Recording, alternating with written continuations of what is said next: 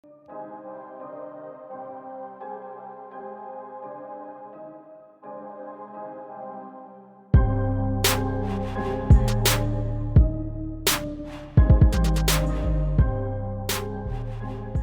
is going on, guys? Welcome back. Some of you might want to just click off the video because this is the hard truth.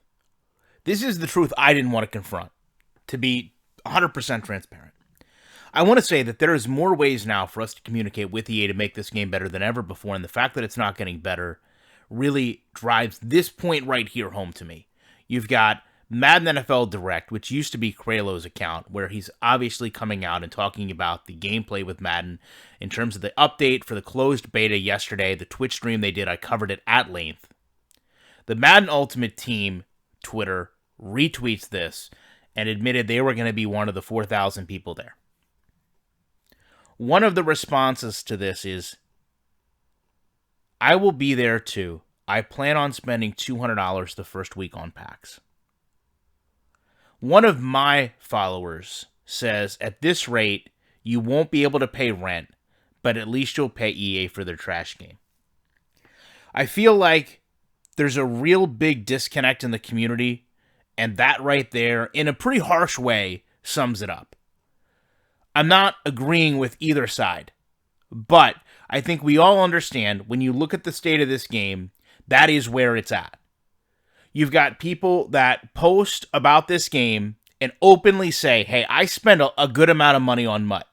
I'm willing to buy the game, and then the first week, I'm going to pay you more money for the opportunity to use special players in a virtual card game. And then there's another sector of the community that says, hey, I'm not going to do that because this isn't a quality product, and right now, it's not worth me spending more than the actual cost of the game because I'm not getting a quality product in return. I mean, certainly there's two really harsh ways of showing it, but the truth comes at the end of this, where he responds, I'm not old enough to pay rent. And I couldn't help but look at this and just shake my head to a degree.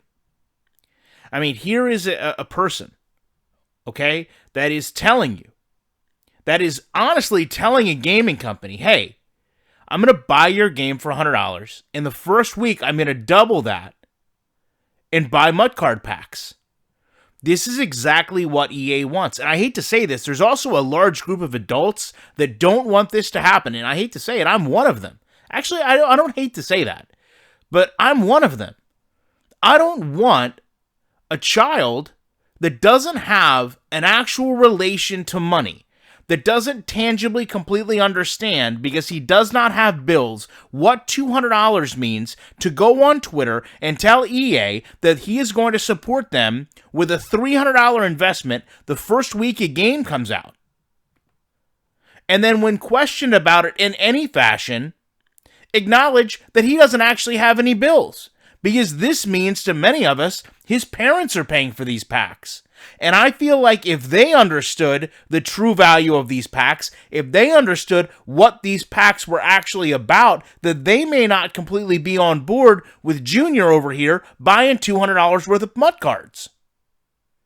Now, maybe they do completely know and understand, but I think for the most part, it's safe to say, as someone that grew up playing video games, there's a lot of times your parents aren't fully in tune with what's going on in the game. And secondarily, the parental controls are there, make it almost impossible for them to go in and regulate anything within the game because it's done intentionally, because no one would buy a game that their parents would restrict so much. But in all reality, if you don't have a problem with a child admittedly spending $200 the first week on a game to buy MUT packs and EA championing it, that might be the true divide in the community. Because I think these are the things a lot of us don't want to confront. The fact of the matter is this game will never get better because it will never need to get better as long as you have children that are willing to make this type of an investment that an adult in many cases never will. And when I say that, I'm not speaking to people in this community, because the people in this community, you have to understand, here's another hard truth.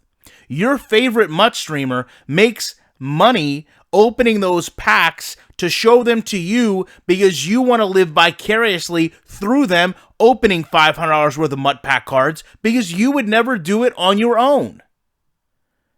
Probably not you, because I don't think the person I'm talking to watches my videos, but that's the reality I see in a lot of those channels. The same reason you watch the supercar review on the $3 million car you can't afford. Because you just want to know. The same reason they go to those channels and say, hey, what's it like to blow $500 on MUT cards? Because I'm never going to do it. And then you either laugh at the person for wasting that much money, or you see some intrinsic value in a high-priced card.